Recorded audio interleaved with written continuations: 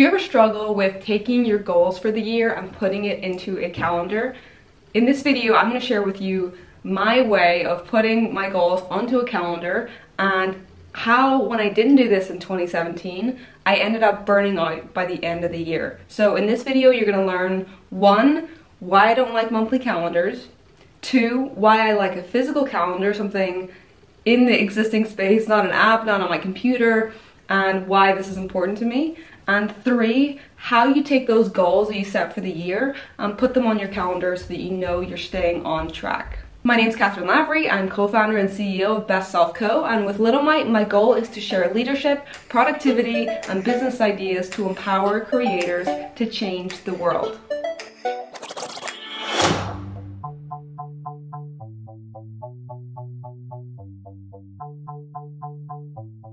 Why don't I like monthly calendars? These are typically the ones that you buy in the stores. The reason I don't like it is because we don't live our life month to month. It's not like at the end of, January 26th, I'm like, okay, great, in 5 days I start from scratch again.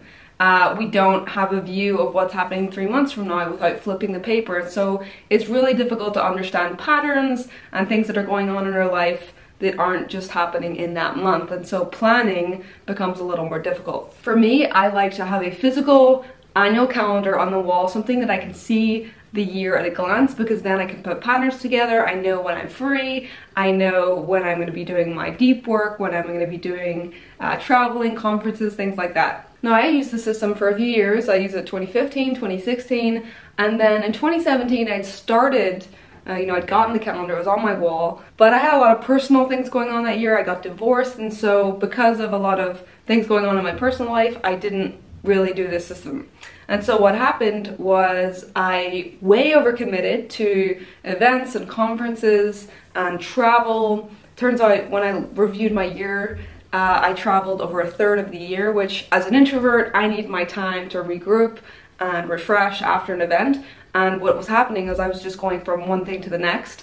I wasn't getting to regroup after it, and then I also wasn't getting my headspace and creative time to work on important things. So by the end of 2017, I hadn't created as much as I'd wanted to, and I was completely burned out. Like, I couldn't really make a decision at that point. I was like, I need to go to Thailand, take 3 weeks off, and then figure this out. Now I am back to using this annual calendar because I want to know that I'm not overcommitting myself and that I've left enough white space to do the important work that, I feel like really gives me energy. So now I'm back to using this calendar because I know that it works for me. Now, how do you take these annual goals and put them into your calendar? Step 1 is to mark off all of the space that you've already committed to something else. So if it's travel, a conference, an event, whatever that looks like, this is time that you're not going to be able to work on your goals.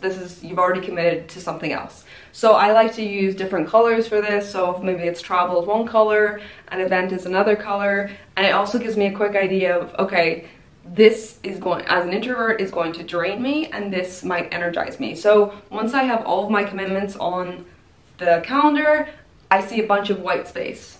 This white space, this is your friend. This is the space in which you are going to achieve the goals that you set for the year. Now, if you completed the goal system, you know that we want to have something that we can measure. So whether it's monthly, bi-weekly, weekly, whatever it is that you want to do, I like to mark that on my calendar. At the end of every month, I write MR, which stands for monthly review, where I spend like 20 minutes just going over my month, what was good, what was bad. And again, this is not like the annual review system. This is very brief, but it just helps you keep on track of where you're trying to go and see if you're on track to your goals.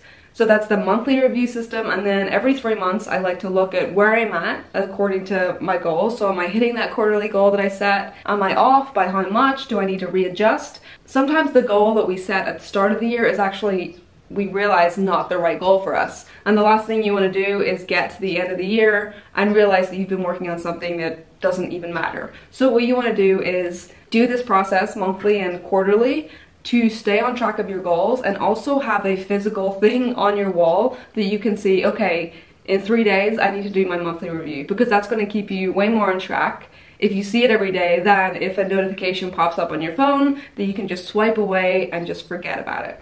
And the last thing I like to do is I like to cross off the days as they pass, because It makes me realize that I don't have unlimited amounts of time. If I've wasted a day, it makes me, as I'm crossing it off, I'm like, well, I didn't achieve what I wanted to today. Or, you know, I spent too much time on social media, whatever that looks like, but it just keeps me mindful of time passing so that I can be more conscious of where I spend it. And that's it. That is my calendar system. Super simple, super quick video, but super powerful with knowing your limitations for the year and making sure that what you have planned at the start of the year actually gets accomplished. I hope you like this video. If you like it, click the little thumbs up below, subscribe to my channel, and I will see you on the next video.